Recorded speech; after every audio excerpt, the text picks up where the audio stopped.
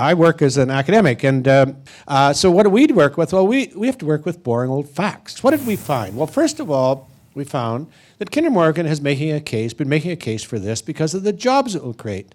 36,000 person years of jobs during construction, and these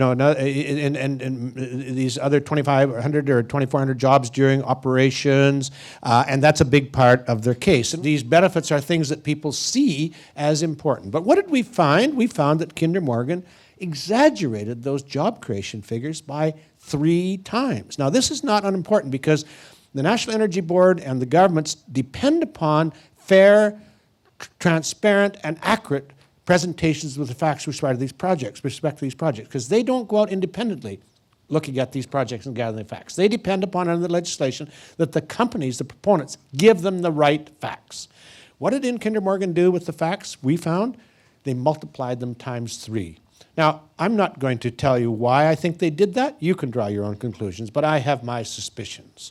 Now, what else did Kinder Morgan do? Well, we looked at the taxation benefits that go to municipal governments. This has been a big argument. And we've found that the taxation benefits that Kinder Morgan have set out are grossly exaggerated.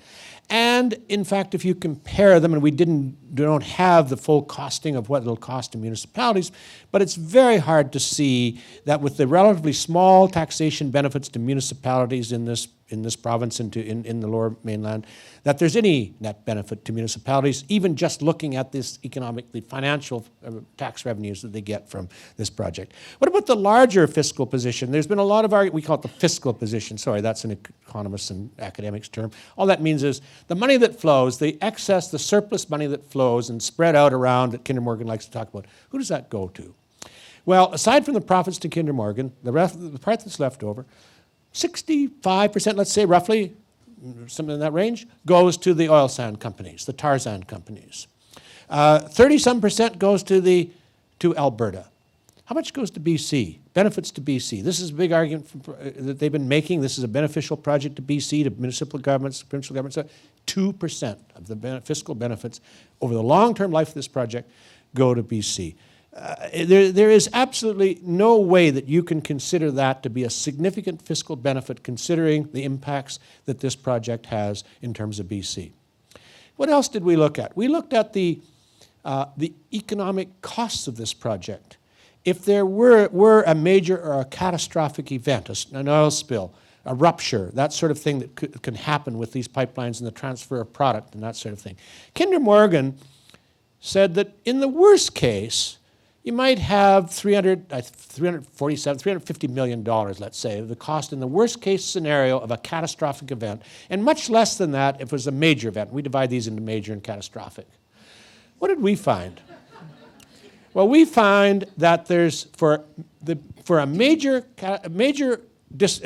spill or rupture, the costs, the economic costs. We're not talking about the environmental costs that are not monetized. We say they're not counted in terms of money costs, just the economic losses and costs. In the worst case, in a major case, if it happened in the case where it would be the most damaging, it would be $1 billion. And in the catastrophic case, it would be between $2 and $5 billion, compared to Kinder Morgan's proposition that it would be about, let's say, $350 million.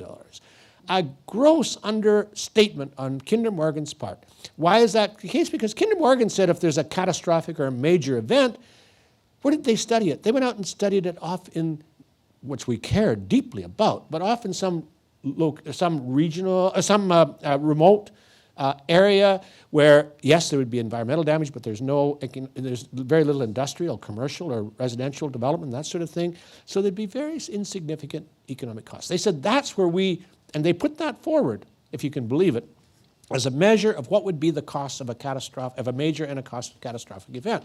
But of course, we know that this pipeline runs right into the heart of Metro Vancouver, into the heart of Burnaby and Vancouver. And if we had these events, the numbers would be what we put forward to you.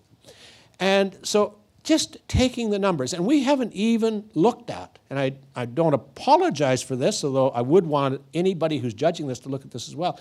We haven't, in those economic costs, looked at all those ecosystem damages, the habitat, the destroying of habitat would take place, the undermining of all of our wildlife species and so on, the existence and existence of those in the lower mainland that would happen. We just looked at the economic cost, what it would cost in monetary terms. The only thing I can conclude from this as an economist and a policy analyst is this pipeline is not in the interests of BC, is not in the interest of the public of BC, it's not in the public interest. It is only in the interest of Kinder Morgan and the Tarzan producers. And that's what our facts show. Thank you.